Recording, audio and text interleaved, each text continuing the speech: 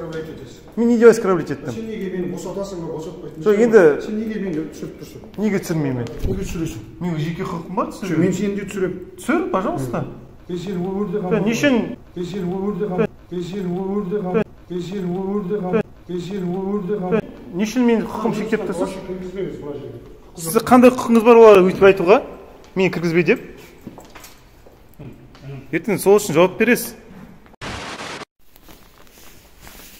Саламатсыздар. Ассалаумағалейкум. Видео түсіріп жатыр ғой.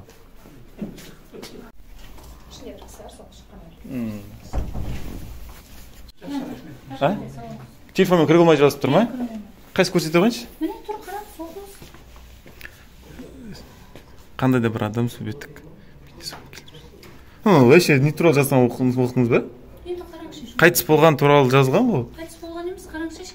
Бейнені ешкім түсіруге болмайды деген. Қайтыс болған адамның бейнесінде? Былай адамның да қайтыс болған адамның. Не айтып тұрғанын білесіз сіз? Түсіруіме енді елу жаққа рұқсат беріп отырған жоқ. Кіріңіздер, сіздер рұқсат бермей отыр ма? Жоқ, береді рұқсат. Рұқсат бермей отыр ма видео түсіруге? Иә, видеоға түсірмейсіздер. Мағынасын айтып берші Нұркен ана. Бұл бар ғой, былай ғой 145-ші бапқа азаматтық кодекстен алып отырған 145-ші бапта, иә? Былай ғой, өлген адамдарды 6 айға шейін деген бар, 6 айға шейін үйінің иесінің рұқсатынсыз таратуға болмайды. Сізге рұқсат етілмей тұр. Сіз кіріңіздер, бірақ телефонды мына жерге қалдырыңыздар деп айтып. Мен телефонмен бірге келемін. Телефонды шектей алмайсыз. Қанжатқа шейін айтып тұрсыз, телефонды ұстап кетті. 145-ші бапқа ма? Оның ішінде түсіруге болмайды жазу жоқ. Неге жоқ қой? Түсіруге болмайды деген жазу көрсетші. Келісім болу керек қой. Жоқ, келісім кім беру керек? Енді Елубай Жақайұлының кабинетіне кіретін болсаңыздар, кіріңіздер. Бірақ телефондарыңызды қалдырыңыздар. Сол Елубай айтып тұр ма, кіргізбей телефонмен кіруге болмайды деп? Ол лауазымды қызметкер емес пе, неге бейнеден қашып тұр? Ол кезінде зат келісті ғой. Қашып тұр ғой онда. Енді ішкі тәртіп ережесі бар. Депутаттар, сайлау комиссиялары ашық адамдар. Біз жариялымыз деп қол қояды. Жариялы. Олар жариялы адамдар деп бөлінеді. Енді бұл жердегі айтып отырған 145-ші баптағы ол мына жерде түсіруге болмайды деген жазу жоқ. А бұл жерде түсіруге болмайды деген жазу міне деп көрсетші, асылсыз. Ондай жоқ мұның ішінде. Сағатшыңыз кім? Мына жерде рұқсат деген жазу көрсетші. Енді сіз айтып отырмыз ғой, сіз менің рұқсатымды түсіріп тұрсыз ғой. Жоқ, сіз осы жерде қызмет етіп, сіз үйіңе барып тұрған жоқ ешкім. Жеке мүлкіңіз емес мынау. Сіздің кім бар? Ешкім барған жоқ. Сен жұмысқа келдің, осы жерге жариялы бол, сайлауда жұмыс жасайсың да. Енді қалай заңды бұзасыз да? Мен сіздерге айтып тұрмын, қазақшалап. Шақыра қойшы кімді, Елубайды. Айтсын, қабылдамайтын болса біз кетіп қала береміз. Айтамыз, депутаттар бармыз, арыз жазуға келдім, камерамен рұқсат бермей жатыр деп. Мынау заңсыздық қой істеп тұрғандарын. Арыз алмайтын болдық қой маған. Мынаны түсірші. Кім мен ешін арашам? Кім айтады? Кіріп болмайды деп па? Сен маған білесің бе? Мен азаматтық құқымды бұзып тұрып таптап тұрсың сен. Білесің бе? Құқым. Мен құқым келмей сайлауға алмаймын ба? Сайлауға жетекшісіне кірмеймін ба? Рұқсат сұрау керек. Сен неге келіп тұрсың? Рұқсат сұрау керек қой. Тектен рұқсат сұрау керек. Кімсің сен? Аты жөнің кім? Айбек. Айбек дейтін бейжің емес? Бар. Әкел, тағып кел бара, сосын сөйлесем сенімен. Бар, тағып кел. Маған келіп, далаға шықты. Ұят қой. Сіздерді қабылдайды, ұялы телефондарыңызды қабылдасаңыздар. Зик шақыра қойып, мен шақыра. 145-ші бап азаматтық кодексін жатқау деп. Оның үшін түсірме дейтін жазу жоқ. Батарейка мазында алды. Ағыран келіп тұр, шық дейді. Қызық та, әй жоқ, жай жоқ.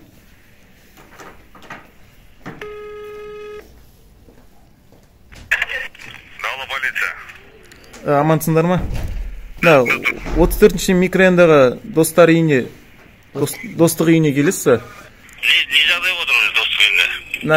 Сайлау комиссиясының төрағасы, соны қабылдауға кірейін дедік, соны кіргізбей жатыр да бізді. Негізсіз.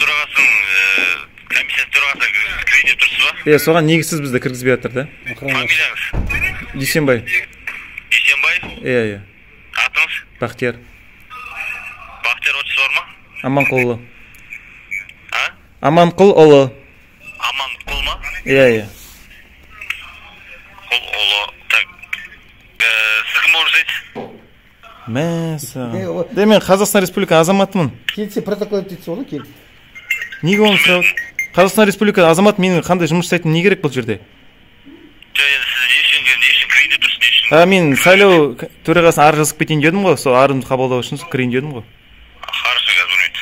Барат қазір участка. беспредел болып кетті үндемейсің.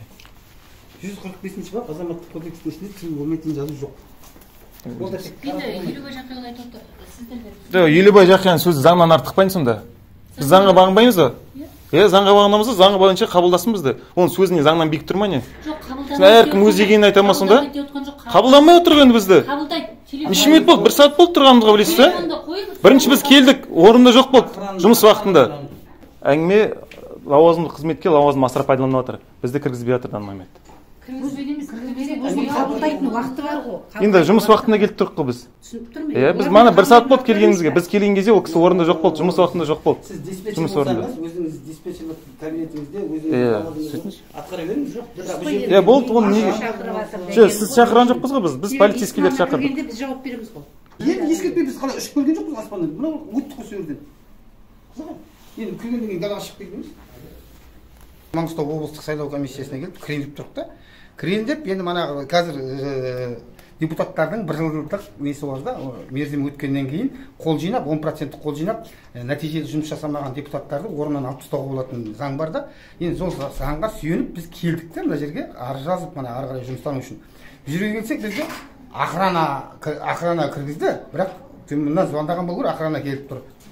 Келіп бізге шығыңыз дейді да. Енді оған дәлел керек қой, не үшін шығарып жатыр? Біз тентек болып жатырық па? Біз не істеп жатырық? Біз кірейін деп тұрдық. Екіншіден былай да, мана телефонмен түсірмеңдер дейді да. Енді түсірмегенде бізге 145-ші бапты азаматтық кодекс көрсетеді да. Азаматтық кодекстің 145-ші баптың ішінде түсірме дейтін жазу жоқ. Кез келгеніңіз қараңыз, түсірме деген жазу жоқ. Заңсыз да бұның бәрі. Бұл жер енді әркімнің өздерінің үйлері сияқты болып кеткен ғой, осы жерде жүреді, үй сияқты, сырттан бөтен біреу келсе, мынау кім деген сияқты шошыну дейді. Халыққа қызмет етіп отыр ма, біз келеміз да. Ертең де келеміз мысалға. Олар негізі міне былай айтайықшы, ата заңның 18-ші бабының 3-ші тармағына жазылып көрсетілген. Біздің қатысымыз бар затты біздерге олар түсіндіруге міндетті. Атқарушы орган түсіндіруге міндетті. Бізге түсіндірмекті түгілі мына есіктің алдынан қуып отырған ол қай заң қасиет деп ойлайсыздар. Бір тәртіп жоқ та, ешқандай тәртіп жоқ. Енді біз милиция шақырдық. 102-ге телефон соқтық, қазір милиция келеді, осының бәрін протокол етіп көрсетейік Қазақстан Республикасында. Бізде Маңғыстауда осындай, басқа региондарда қандай?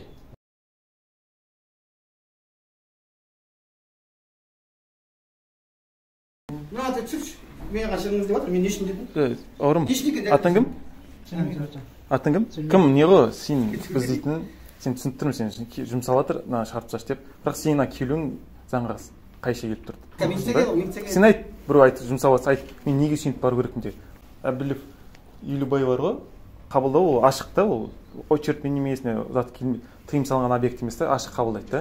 Сіз айт, міне бір не болады ма, орын алады ма, бір қылмыс болады ма, бір ұрып ма, мен барайын де. Мен негіз жұмсамайын де, жаңағы кімсіз жұмсап отыр, соған айтын тікелей сен ол заң бұзып отыр. Сол айтқан тыңдау арқылы сен де заң бұзып отырсың. 1-2 қосылып заң бұзып отырсыздар қазір. Сен негізсіз біз шығарып жатырсыз да мына жерден. Біз дым білдіріп жатқан жоқпыз бұл жерде. Жоқ, білесің бе, қазір сен заң бұзып тұрғанын білесің бе? Біреуін айтқан тыңдай деп заң бұзып тұрсың, сен қазақша айтып түсіндіріп тұрмын да просто. Інімсің ғой, пәлім жасың кіші ғой менен. Түсініп тұрсың ба? Сен айт, кімсің айтып жатыр? Мен не үшін бару керекпін да? Мен бірдеңе білдіріп жатырық па біз? Біз бұл кісі қабылдауына кірейін деп тұрдық та. Қолымызда мына жерде оған қарай судан кейін кіреміз. Сен айт дегенде стол үстінде. Сен Жигулиіңде машинаңды бізге де гаражға апарып қойшы деген сияқты әңгіме айтып мен өзім жауапкершілігімді алайын. Данный момент қарама-қарсы келіп тұр. Қандай заң бойынша? Қандай заң бойынша жақсы? Ішкі тәртіп айтшы, заңды айтшы. Қандай заң? Қандай заңға сәйкес?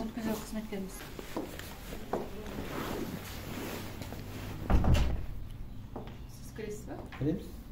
Телефонмен. Жоқ, телефонсыз. Телефонсыз дегенде қалай? Мен сізді сұрап жатырмын, сіз шақырып жатыр, кіресіз ба? Мен телефонмен кіремін ғой. Сен кіргізбей тұрсың, көрдің? Біз біргеміз ғой, неге бөліп жатырсыз бізді? Милициямен кіреміз. Бізге бірге келдік қой. Сосын бір-бірден кіретін шығарсың. Жоқ, бірге келейін деп тұрық қой, біз ар жазуға келіп тұрық та. Мен түсініп тұрмын ба? Жоқ, енді киносы не өзіңіз келесіз камераның алдына? Жоқ, енді сіз мемлекеттік қызметкерсіз ғой, мен сізді түсіру менің өзім құқым бар да, түсіріп соны жариялау құқым бар. Түсіріп жатқан шығарсыз, бірақ енді ютубқа жариялауыңыз не? Енді өзіңіз ғой келіп мен жариялайын. Сіздің бейджігіңіз қайда, фамилияңыз сіз кімсіз жалпы? Жүріңіз ана жақта кабинетте. Жоқ, біз ол жаққа барған жоқпыз ғой біз. Мен сізге келіп қалған жоқпын. Мен сізге келіп сізді тауып алар едім. Мен сізді танымаймын да. Жоқ, енді сіз сұрап отырсыз ол кімсіз деп мен. Сосын мынандай. Жоқ, айту міндеттісіз ғой, неге ол кабинетін көрсетіп отырсыз? Менің күйеуім рұқсат етсін. Жоқ, енді мен сізге барған жоқпын ғой. Атыңыз кім дедіңіз? Жоқ, мен енді бұл жерде бар ғой, үй сияқты болып кеткен. Жоқ, мен сізге барып түсіріп отқан жоқпын, өзіңіз ғой, мен камерам алдымай объективке келген. Қарындасым, рахмет, түсіріп тұрған, рахмет. Жоқ, сіз бұлай өтіп кетсеңіз болатын еді, сіз келіп менімен сөйлесіп жатсыз ғой, сұхбат құрып жатсыз. Бұл кісіні шығарып. Мен айтып отырмық қой, айттық қой, екеуміз бірге кіреміз деп. Кіргізбейін деп тұр ғой. Кіргізбейді деп тұрған жоқ, түсініңізші? Кіргізеді, міне. Ал кірем бе? Телефоныңызды маған лично сенесіз бе? Жоқ, сенбеймін, сен танымаймын. Аты жөнді айтайын, аты Жоқ, жөнді. сен акт изять жазасың ба? Акт изять жазасың ба мынаны? Жаз акт. Алғандығым жөнінде ме? Жаз акт изять бер, жаз. Мына менен мынау 130 мыңның телефоны, сіз алып жатырсыз деп жаз. Сосын қол қояп, екі полицейді шақыр, сен алып кел, тағы бір адамды. Сосын менің телефонымды алыңдар. Жоқ, өтіп алмаймын. Өз еркіңізбен. Қалай менің жүгетін немін сен қалай алам? Өз еркіңізбен дейді еще. Жоқ, қараңыз, еркіңізге қалдырасыз ғой. Не қалдырам? Сен үйіңе келіп тұрған жоқпын. Сіз қызметте тұрсыз. Сол жерге шатасып кетпеңіз. Мен келіп тұрмын, мынау жеке дүнием 130 мың телефоны. Мен қазір сізге берсем, бірдеңесі бұзылып қалса, сосын сен білмеймісің. Сен активизация жоқ, мен сен дәлелдей алмаймын ғой. Мына телефонды алып ет деп. Көрдің ба? Оның өз қылмысын өзің есте түсіріп тұрсың. Жоқ. Түсіріп жүр. Не жеке дүниеме жабысқан ол қылмыс. Еще сіз айттыңыз. Қара, бірінші мынаның лауазымын асыра пайдаланып тұрғаны қылмыс. Келіп бұл кісі жұмсап тұрды ғой. Жоқ, мен жұмсай берсін, азаматтық құқығым таптап тұр. Мен мына өтіп келдім, енді келіп маған шық дейді. Сонда мен бұл қазір шықты, отжимание жасау деуі мүмкін, тұр деуі мүмкін, отыр деуі мүмкін. Мен сен бәрі бағына бермеймін ғой. Түсініп отырсың ба? Мен Қазақстан Республикасы азаматымын. Азаматтық позициямен келіп тұрмын да. Мен сайлаушымын, иә? Келіп тұрмын. Маған олар 18-ші бапқа сүйене отыра 3-ші тармағына түсіндіруге міндетті. Мен соны түсінгім келіп тұр. Сендер келіп шық, түсірме деп. Неге сол сіздің үйге кіріп кеткен жоқпын. Сіздің үйдің территорияда тұрсам айтып жеке меншік емес та. Иә, ал енді біз милиция шақырып қойдық та. Біз заңмен жүретін болғанша шақырдық. Біз қашып жүрсек бірдеңе бүлдіріп жатса милиция шақырмас едік. Біз 102-ге звондап милиция шақырып қойдық. Милиция келіп мына бәрі протоколға алады. Полностью алады. Қалай болды, солай болды, сосын біз кетеміз. Кеткеннен кейін соны шара қолдануын талап етеміз. Облыс әкіміне барамыз. Осындай болған оқиғаны айтамыз. Соған шара қолданып, сіздің ат жөніңізді қазір шығады ғой, бәрі ешқайда кетпейсіз, осы жерде жүресіз ғой. Бәрі шығады фамилиялар. Сосын сол кезде шара қолданады сіздерге. Сіз маған неге тиістіңіз деген сол кезде сұрақ қойылады. Бірақ бұл жерде емес, басқа жерде қойылады сұрақ. Сол кезде жауабыңызды дайындап қойыңыз соған. Менің ар-ожданыма тиісіп тұр ғой, менің ар-ожданыма.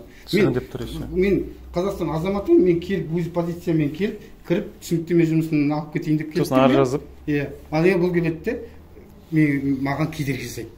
Сен кедергі жасайтындай дәрежеде емессің ғой. Ол қылмыс болып табылады, түсініп отырсың ба? Сен істеп тұрған ісің қылмыс болып табылады. Біздің ата заң қайда? Тіпті мына жүрісімізбен біз бар ғой, тіпті манағы басқа әңгімелер айтып қой, заңдылығын. Сіздер көз алдыңызда тал түсте істеп тұрғандар мынау ғой. Ұят қой мынау деген. Келіп шық дейді, не үшін шық деп айтты, дәлелің жоқ. Милиция келді, сосын айтады, сұрап тұрамыз. Мына кісі менің ар-ожданыма тиді дегенде. Просто қазақ баласында саған қастандық ойлап тұрған жоқпын сен. Сен нем жоқ, саған тіпті шаруам жоқ. Просто өзің келіп тиісіп тұрсың да. Қарақтан осындай балдар жалко да. Енді біздер үндемей кетіп қалатын жерден, адамды тілінен тартып жатсыңдар да, мысалы сайлаудың комиссияның адамдарының бәрі әкім болып отыр, балдары. Біз соларға шейін айтуға тура келеді уже. Неге десең бізге басқа шанс жоқ қой уже. Шындықты до конца халыққа түсіндіріп айтуымыз керек болады. Келіп, түсініктеме жұмысынан алып, арызымызды жазып, сосын келесі қашан келетінімізді белгілеп, кетіп қалатын едік. Істеп тұрғандар мынау ғой. Маңғыстау облысы сайлау комиссиясы төрағасы Әбілев Елубай Жақайұлына келгенбіз. Кезінде мен депутатқа үміткер болдым ғой, осыдан 1 жыл бұрын. Алдына келген кезде наурыздың 29-ынан кейін келсеңіз болады деді. Наурыздың 29-дан кейін келіп, ар жазып кетсеңіз болады деді. Сол келедім, түсініктеме жұмыстарын алайын деп, сосын ар жазып кетейін деп. Енді бұл кісі бізге келген кезде орында жоқ болды. Күттік, 1 сағаттан астам уақыт өтті. Кірейін десек, енді кіргізбейді деді. Оның алдында ішінде адам отыр. Ол адам шығып кетті, енді бос отыр да. Бізді кіргізбей отыр. Ертең хат жазам. Қазақстан Республикасының сайлау төрағасына. Мен ақпарат алуға келгем, ар жазып кету үшін мені кіргізбеді. Алейкумсалам. Участковый. Есім Марат болады, фамилия Қалдыбек. Мен осы Шағынаудың участковый инспекторы. Мен Дүйсенбай Бақтияр Аманқұлы, осы Қазақстан Республикасы азаматымын. Кезінде осыдан 1 жыл бұрын сайлауға түсіп кандидат болып едім ғой. Соның нәтижесінде мандат алмай қалдым. Осыны Қазақстан Республикасының Конституциясына сүйеніп, бұл жерге келіп тұрмын. Сайлау заңында көрсетілген 1 жылдан асқаннан кейін депутатқа 10% дауыс жинап, кері қайтаруға болады деп. Сосын Конституцияда жазылғандай, мен бұларға ақпарат беру міндетті деп тұр да. Кез келген бір ақпарат саған тиісті ақпарат болса, лауазымды тұлғалар ақпарат беру міндетті деп Конституцияда жазылған. Сол бойынша келіп тұр едім ғой. Ақпарат алып, сосын арыз жазып кетейін деп. Себебі оның алдында арыз келгем, арыз жазуға. Олар айтты, әлі 10 күн болған жоқ, 10 күн өткесін келді деді. 10 күн өткесін келдім, не арыз жазуға. Олар енді қабылдамай отыр мен. Бірінші охрана шықты деп отыр, маған негізсіз. Сұрасам не үшін шығарын десем, үндемейді. Сосын бұл кісі кіргізбей отыр мені. Қазір енді жиналыс болып отыр дейді. Мана біз келгенде Жиналыс шыққасын, қазір кіресің ғой. Біз келген кезде бұл кісі орында жоқ болды. Жұмыс орында жоқ болды. Сосын бізден кейін келді. Ішінде қабылдады адам отыр. Уже 1 сағаттан көп болды. Біз әлі қабылдамай отырды. Бұл лауазымды тұлға лауазымын асырып пайдаланып отыр қазір уақытта. Сол үшін протокол толтырыңыз. Фамилия аты-жөнін жазып алайыншы. Мынау мемлекеттік ғимарат қой. Мынау жеке меншік сияқты өзін сезініп отырмын бұның ішінде. Есік тарс жауып алып, ішіне өзінің қызметкерін шақырып алды, жаңа көмекшісі келді, юристі келді, орынбасары келді. Фамилия аты-жөніңіз. Дүйсенбай Бақтияр. Кім іште жиналыс болып жатыр ма? Жоқ, іште жиналыс болып жатқан жоқ. Бізді күтейік енді. Іште жиналыс болып жатқан жоқ. Себебі бізді қабылдайын деп айтты. Жаңа өзіңіз бұл затта фиксация бар. Өзіңіз айттыңыз. Кіресіз ба? Кіріңіз дедіңіз де. Бірақ кіргізбеген жоқсыз бізді. Жиналыс болып жатыр, ішіндегі өздерінің қызметкерлерін ішіне кіргізіп алды. Бұл кісі тыңдамай тұр. Сол неге жалған ақпарат беріп отырсыз? Жалған ақпарат беріп отқан жоқпын ғой. Камераңызды Жоқ, жиналыс болып отыр, неге жалған ақпарат беріп отырсыз? болып отыр жиналыс. Қандай жиналыс болып жатыр? Іштегі мәжіліс жиналысы, іштің жиналысы. Сонда бізді кім қабылдайды? Біз 1,5 сағаттан бері тұрмыз осы жерде. Бізді кім қабылдайды? Сонда халық ретінде. Бізді қабылдамайтын болса, сендер өздеріңізді қабылдайтын болсаңдар, біз мына жаққа не үшін келеміз? Сайлау бойынша ақпарат керек қой да. Қазір жиналыс біткесін кіресіз ғой. Сол үшін қазір жоқ, менің көзімше. Жақсы, қара. Жиналыс болып отыр дедіңіз ғой да? Дұрыс па? Хаттамасын әкеліп тұрайыншы, жиналыстың құзырлы қызметкер ғой. Құзырлы органның қызметкері. Мына өзіңізге айтты жиналыс болып отыр деп. Хаттамасын сұрайыншы жиналысын. Хаттамасын сұрап қойыңызшы. Кім мына жақта жалған ақпарат беріп отыр екенін дәлелдеп берейік, әшкерелеп берейік. Тақырыбын, хаттамасын көрсетіңіз жиналыстың. Енді көрсетіңізші бар, айтыңызшы бар. Сіз имеете право. Толықтай құқыңыз бар, полицейский мырза. Атыңыз Марат. Сұрай қойыңызшы, жаңа жиналыс болып отыр ма, хаттамасымен тақырыбын сұрасын. Жиналыстың кестесі болады ғой. 1 сағаттан аса уақыт болды біздің келгенімізге.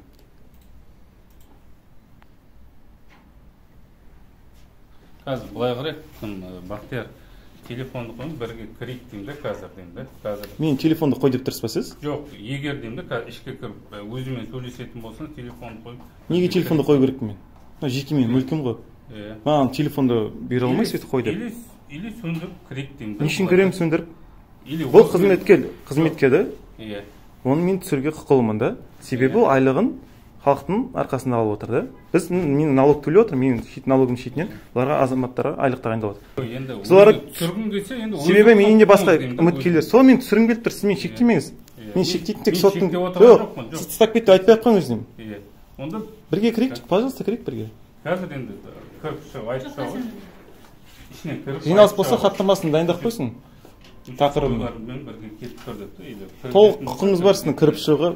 Полный ақпарат алу үшін толық құқыңыз бар. Енді мен біреудің жиналысына кедергі жасамаймын ғой. Жоқ, сіз айту арқылы, мен кіремін арқылы кіре аласыз. Енді айтып шықсын. Сіз тоқтата аласыз жиналысты. Сіз выступпен келіп тұрсыз. Ақпарат анық-қанығын анықтау үшін сіз имеете право.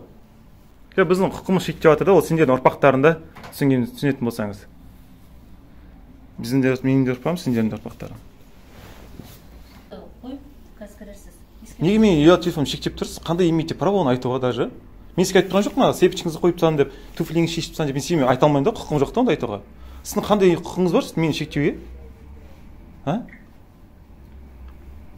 Бүгін бір күн мен өмір сүрмеймін, болашақ бар, ұрпақ бар артта. Сондықтан ойлан. Мен шектеп отырсың, мен артық емес, мен артында қаншама адам құқын шектеліп жатыр қазір біліп тұрсыз, Какой-то бір адамның айтқан сөзіне ойланысты, ол сөз заңнан артық емес.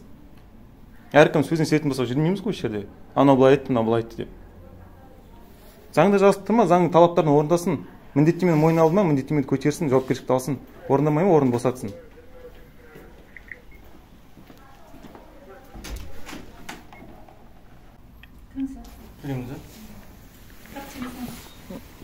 Телефон тастап кет деп тұр ма? Мына қызметкерлердің көзінше мен телефон шектеп тұрсыз тағы да? Телефон Кәдімгі не сөйлесіп айтып шығайын, кәдімгі не істейді.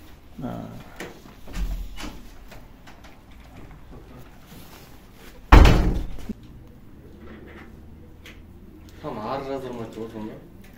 Ары жазып, қабылдалмай. Телефон тастап кет дейді. Телефон тастап кет дейді. Дым емес қой, телефон тастап кет дейді. Неге жоқ телефон тастап кетеді? Бақияр. Қара, мына сайлау комиссиясының заңы да мынау да. Қазақстан Республикасындағы сайлау туралы выборықты, қара, выборах Республика Казахстан дейді. Міне, Қазақстан 2095 жылғы қыркүйектің 24-64 Конституцияның заңы да, сайлау туралы. Міне жерде көрсетіліп тұр да, заңның бар ғой, екінші тарауы 10-шы бабында көрсетілген. Міне қараңыз да, сайлау комиссиясының өз өкілеттерін жүзеге асыру кезінде олардың қызметтеріне араласу жол берілмейді дейді. Қаласыз? Біз ешқандай жұмысына араласып жатқан жоқпын. Енді сіз енді мен өзіме тиісті ақпаратты білу үшін келіп тұрмын. Олардың жұмысына тіпті шаруам жоқ. Енді ол бар ғой, қазір бар ғой, саралап жатыр да олар да. Не саралап жатыр? Яғни енді мен қабылдауға келдім да. Мен қабылдамаймын енді. Енді міне қара, 20-шы бабында көрсетілген де сайлау комиссиясының қызметін ұйымдастыру және олардың әрекеттеріне шағым жасау комиссиясының қызметіне жарияланады. Міне соның деймін 7-ші несінде тармағында да сайлау комиссиясының үй жайында сайлау процесіне қатысы жоқ деймін. Сайлау процесі қатысыңыз жоқ оған да. Қатысым жоқ. Сайлауға да, мысалы сайлау комиссиясына да үй жайында сайлау процесіне қатысы жоқ. Бөгдемдардың тыйым салынады. Ол маған не көрсетіп тұрсыз? Енді сіз бөгде адам болып саналанып отырсыз да, мына жерде сайлау комиссиясына да. Комиссия бөгде адам емес мен. Мынау, мағына түсініңіз ба? Заңда, мынау да заңда. Сайлау комиссиясының үй жайында сайлау процесіне қатысы жоқ та. Бөгде адамдар болуына тыйым салынды. Мен бұл статья вообще қаралмайды ғой. Мен мен үй жайын сұрап жоқпын. Сайлау процесіне қатысы жоқ. Мен сайлау процесіне қатысты адаммын. Енді мен қайтып ар жазуға келіп тұрмын ғой. Енді ар жазсам. Мен мияққа мен қатысым жоқ болса келмес едім ғой. Көзін ішіне отырған жерде мен қабылдамайтын болса. Сол үшін қазір ол айтады да, міне дейді. Ішінде жоқ, дым көрсеткен жоқ. Ана екі үйде негізсіз ғой, біліп тұрсыз ба? Біріншісінде біріншісінде тоқтаңыз. Біріншісінде тоқтай тұрыңызшы. Біріншісінде айттыңыз да, мына біріншісін көрсеттіңіз ғой. Ісіне араласпан дейді. Мен оны жеке ішіне араласып отқан жоқпын. Тіпті енді мынау атпадай, дұрыс па? Мынау маған қатысы жоқ. Жоқ, енді қараңыз, сіз енді бұл мәселе уже қатысы жоқ маған. Мен олардың жұмысына араласып отқан жоқпын. Бақтияр, енді дұрыс па? Екінші мәселе бойынша менің бұл жерге қатысым болғасын келіп тұрмын. Қатысым жоқ болғасын емес, қатысым болғасын келіп тұрмын. Бұл сөз мына жерде маған тоже айтылмайды да, мынау негізсіз да. Енді екеуде негізсіз ғой. Маған тиісті ақпаратты бұл міндетті беру. Дұрыс па? Екеуде негізсіз ғой мынау дейтін. Мына заң негізсіз ба? Жоқ, менің бұл жерде келіп тұратыным, мен бұлардың шаруасына араласып отқан жоқпын да. Неге маған ол статьяны көрсетіп тұрсыз? Сіз айтып отырсыз, ішке кіріп, енді мен дейді. Маған өзіме тиісті ақпарат болайын деп тұрмын ғой. Жоқ, енді сіз айтып отырсыз да, қанша адам сайлау алынды, қаншасы, неше адам, қайсысы деп ондай ақпарат берді. Жоқ, мен сондай ақпарат сұрайын деп отырмаймын ешкері. Жаңа сіз соны айтқан жоқсыз ба? Не деп айттым мен? Жаңа айтып едім, қанша бал алды, қанша адам дауыс берді. Фиксациясы бал туралы аузынан сөз шыққан жоқ мен. Ана кімдер айтқан шығар бал туралы айтқан. Мен айттым. Маған тиісті ақпараттарды алу үшін, келу үшін келдім, сосын ар жазу үшін келдім дедім. Балды бұл кісілер айтқан шығар, мен адамдарды шыққан жоқпын мен. Бақтияр, енді тұра тұрыңыз, қазір біз осы жерге қазір қала прокуроры келеді, қазір полиция басқармасынан келеді. Қазір келе ма? Кезекші прокурор келсін, күтейік. Сайлау комиссиясының үй жайында сайлау процесіне қатысы жоқ. Бөгде адамдардың болуына тыйым салынады дейді. Сайлау комиссиясының қызметін ұйымдастыру және олардың әрекеттеріне шағым жасау. сайлау комиссияларының қызметіне жариялық. Маған тіпті жоқ, 2 статьяны маған қыстырып, сен келуің негізсіз қабылдамайын деп тұр ғой сонда. Сайлау комиссиялары өзі өкілеттігін жүзеге асыру кезінде олардың қызметіне араласуға жол бермейді дейді.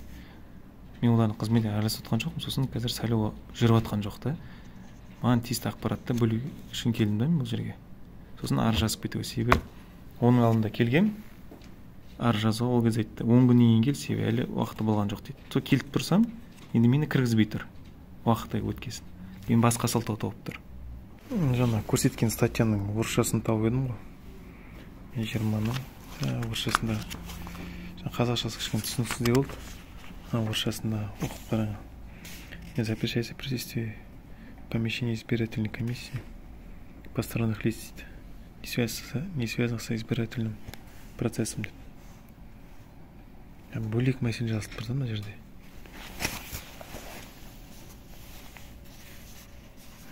Запрещается присутствие помещения избирательной комиссии посторонних лиц, не связанных с избирательным процессом деп тұр.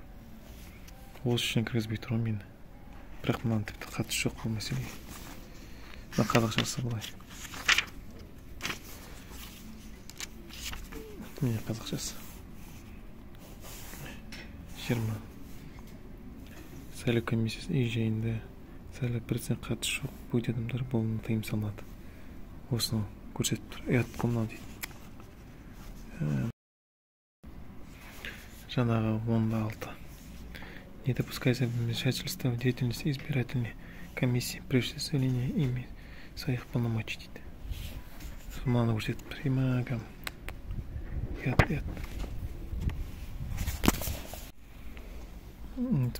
Деятельность избирательной комиссии осуществляется на основе коллегиальности и гласности, открытости.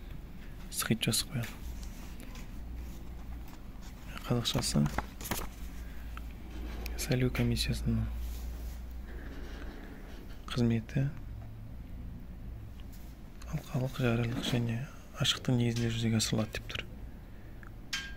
Бірақ шынында олай болмай тұр. Мынау Маңғыстау облысы, Ақтау қаласы, Маңғыстау облыстық сайлау комиссиясының төрағасына келіп тұрмыз.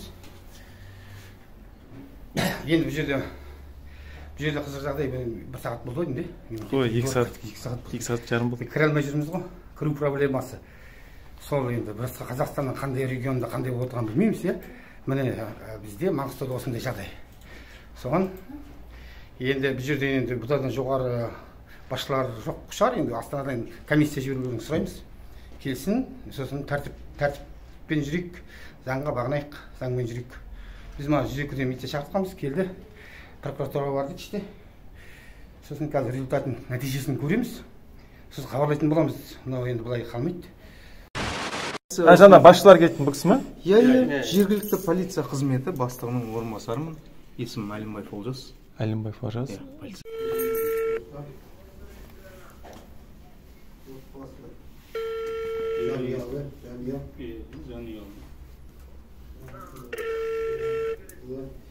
Жұмыс орны жоқ қой.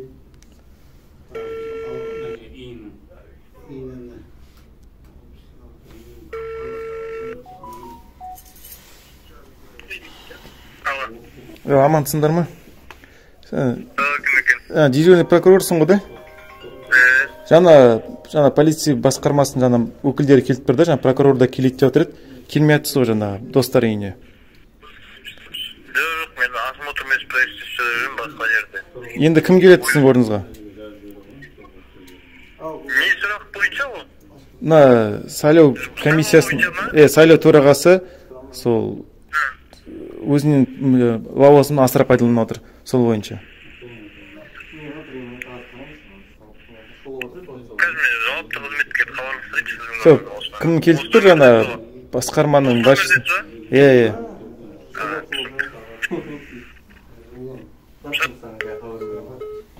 Мана нешеде 16 ғой деді, де? 15-40 қой примерно.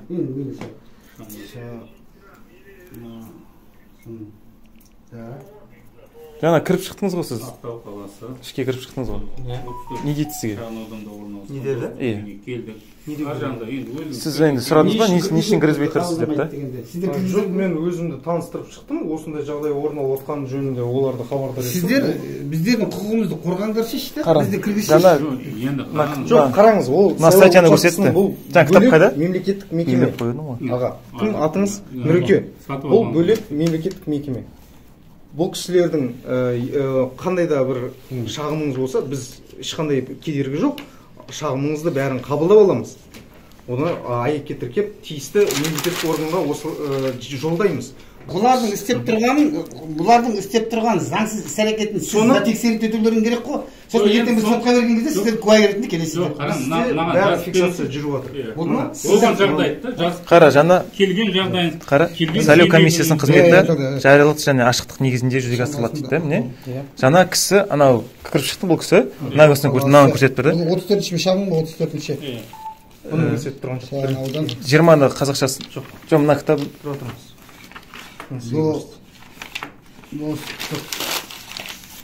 жаңа бір сол ғой, жаңа 20-ның 6-сы ғой. Жоқ, ол басқа кітап еді. Жоқ, дәл осы кітап қой, басқа түрі ғой. Қайда сен бітірсің, ұлан қайда апар едің? Мынаны көрсетті. Айтайын деп тұрғаныңыз, мен оқыдым. Оқыдыңыз ғой? Оқыдым.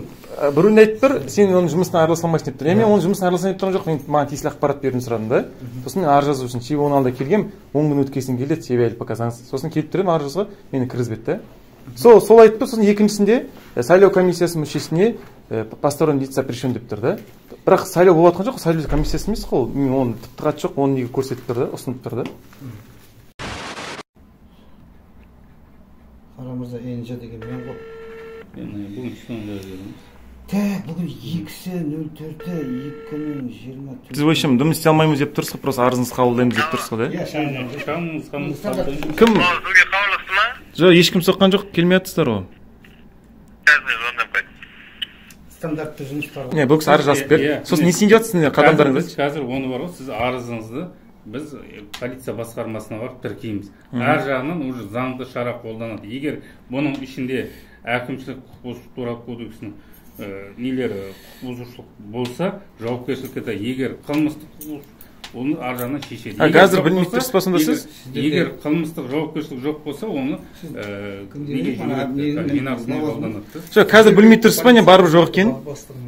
Енді қазір тіркелсінші, арыз тіркелсін. Жоқ, мен қазір таңда бізді кіргізбей тұрған жаңа көзіңіз жетті да. Сізге 2 статьяны көрсетіп шықтыңыз. Ол статья негізсіз да. Соны ескересіз дым шешім қабылдай алмайсыз ба сонда?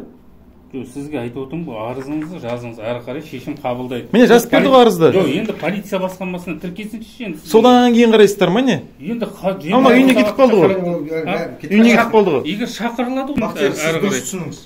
Мына затыңыз сіздің мысалға былай жалпақ тілмен айтайын. Адам автокөлікпен жүріп қызылға өтіп кету емес. Бұл ондай құқық емес. Сізді қабылдамау тәртібін бұзып тұр деп тұрсыз ғой сіз, иә? Бұл сізді қабылдамау тәртібін бұзған болса, ол тәртіптік шара ма, әкімшілік шара ма, құқық бұзушылық па, оның нақты заңды бағасын беретін адамдар бар. Соларға бұл жаңағы жазған жазбаларыңыздың бәрі жолданады, тиісті шарасын алады. Егер құқық бұзушылық құрамы болатын болса, тәртіптік құрамы болатын болса, оны да шара алады. Қазір біз сіз дұрыс түсініңіз, басқа мемлекеттік органды сіз мынаны қабылдамадың деп басқа мемлекеттік органға сонда біз түсіндім, ең түсініп жатырмын. Енді мына арызды кімге жазып жатырық біз? Кімге жазып жатырық арызды? Полиция қаласының? Арыз емес, мынау сіз сұрап алу, осы сіз өздеріңіздің ауыздарыңыздан айттыңыз ғой, оқиғаны, болған оқиғаны, жоқ, фиксация жасаңдар дедіңіз. Мынау фиксация жасалып жатырмыз, бұл АЕК-ке тіркеледі полиция басқармасына, және де тиісті мемлекеттік қадағалаушы органдарға жолданатын болады. Қандай органға жолданады? Енді қадағалаушы органдар ғой, білесіз ғой. Прокуратура емес па қадағалаушы орган? Сен прокуратурдың бірақ өкілі келмей тұр шақырып жатсақ та, да? Енді оны дұрыс түсініңіз. Біз шақыруға міндеттіміз, ал келу келмеуін сіз міндеттей алмайсыз. Түсінікті, мен 2 рет соқтым. Түсінікті, мен қазір жазайын. Жазып. Мен неге оскорблять еттім? Сен неге мені босатасың ба, босатпайтын? Жоқ, енді сен неге мені түсіріп тұрсың? Неге түсірмеймін? Неге түсіресің? Менің жеке құқығым бар түсіруге. Мен сені де түсіремін. Түсір, пожалуйста. Сен өмірде не үшін менің құқығым шектеп тұрсыз? Сіз қандай құқыңыз бар олар өйтіп айтуға? Мені кіргізбей деп? ертең сол үшін жауап бересіз.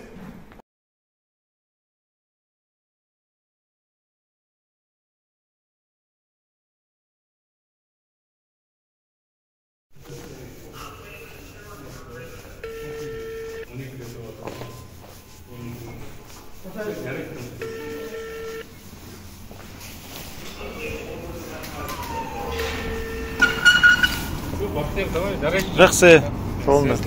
Давай.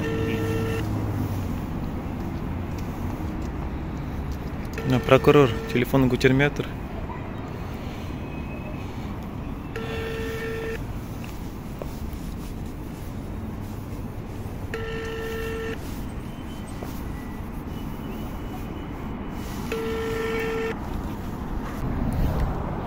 Бүгін түстен соң Маңғыстау облысы мәслихаттар депутат төрағасына барадық қой. Атаев Жаңбырбайға. Осындай депутаттар бойынша сөйлесіп қалай болады, не істейміз деп. Заң аясында түсініктеме жұмыстарын жүргізіп жүрді. Атаев Жаңбырбай есімді азамат, Маңғыстау облысы мәслихат депутаты төрағасы барлық жағдайды түсіндіріп айтып берді. Тикке келіп осы арызыңыз жазып жұмсанасы деді. Сол Маңғыстау облысы әкімшілігіне шығып, осы жерге келген болатынбыз.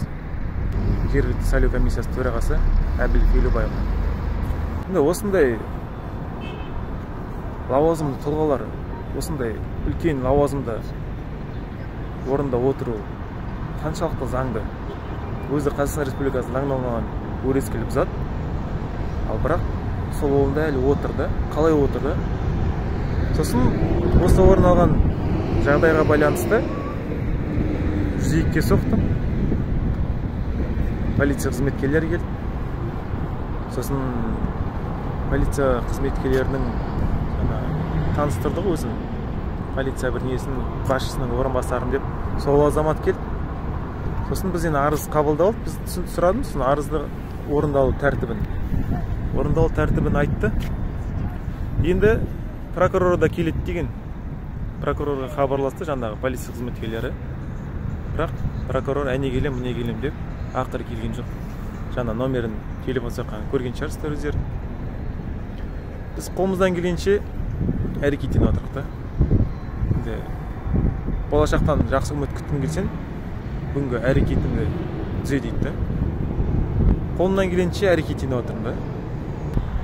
Тағайындаудың орнына сайлау керек. Әр лауазымды тұлғаның орнына сол саладағы маман иесі бар керек. Соны білетін, ара-жігін ажатып білетін, мынаны істесе қалай болады, ананы істесе қалай болады. Елдің болашағына, ұрпаққа қиянат жасамайтын жаңашыр азаматтар керек. Ол үшін әрекеттену керек. Әрекеттен тұтқан азаматтарымыз міне, мен мысалы әрекеттен көріп жатырмын. Қандай препятствие тұр. Негізсіз, заңсыз заңға қайшылықтар орын алып жатыр. Кезінде атам қазақта қолынан келгенше елім, жерім, ұрпағым деп әліне сүйене әрекеттенді. Қолымыздан келгенше әрекеттенеміз. Сәт түсер деп. Барлық жағдай түсініп отыр. Айтып отыр бірлер. Не керек осы сайлау деп. Керек. Біз әлі сайлау мәдениетін қалыптастырған жоқпыз. Бұны қалыптастыру керек та. Біз бәріміз жат аламыз, белгілі ғой деп. Әрине белгілі. Біз бармағасында. Біздің шешім шартпайды да. Просто бір пример келтірейін да. Бізде барлық жағдайлар осы госструктурада барлығы жүйе бойынша жазылуы ғой. Әркімнің осындай лауазымдылардың осындай әрекеттер істей алады деп. Кезінде Назарбаевта да қаншама лауазым болды да. Сол бір сәтте ғана қағаз болып қалды да. Тоқаев келе салды. Болды, анау орын босатты, оны мен алдым деп болды. Ол кезінде жазып тұрған, мынау болмайды, ананы істеуге болмайды, мынаны істеуге болмайды деп әп сәтте бәрі кетіп қалды да. Дәл сол сияқты біз әрекеттенсек сәті болады. Сол үшін әрекетті тастамау керекпіз. Қолымыздан келгенше белсенді болып атсалысу керекпіз. Әділдік үшін күресу керекпіз. Айтты ғой, кез келген үлкен нәтижелер қытай қадамдардан басталды. сосын міндетті түрде атсалысыңыз қол жинауға. Себебі ол маңызды емес деп салғырт қарамаңыз, ол өте маңызды. Кешеде бауырларымыз айтып отыр ғой, сенің темаң бойынша мен хабарласып пост жаза қойдым деп, ауылдың азаматтары жоқ жерден пайда болып жұмыстанып жатыр. Көріп тұр, бәрі біліп тұр. Ал жатсақ, олар да жатады да. Халықтан әділ талап болу керек, ал оны орындайтын адамдар табылады. Өмірдің заңдылығы тиімділік. Тиімділік жоқ болса, қазіргі таңда мен бұл жерде тұрмайтын едім. Әке-шешем, аталарым осы өмірге бейімдеп келсін, өмірге тиімді болғасын, мені дүниеге келді. Менің де қазіргі таңда ұрпақтары отыр. Сол себепті тиімсіз лауазымды қызметкерлердің лауазымын алып, тиімді азаматтарға берейік. Жақсы ағайын балалар. Әрекеттенейік. Әрекетті бір береке.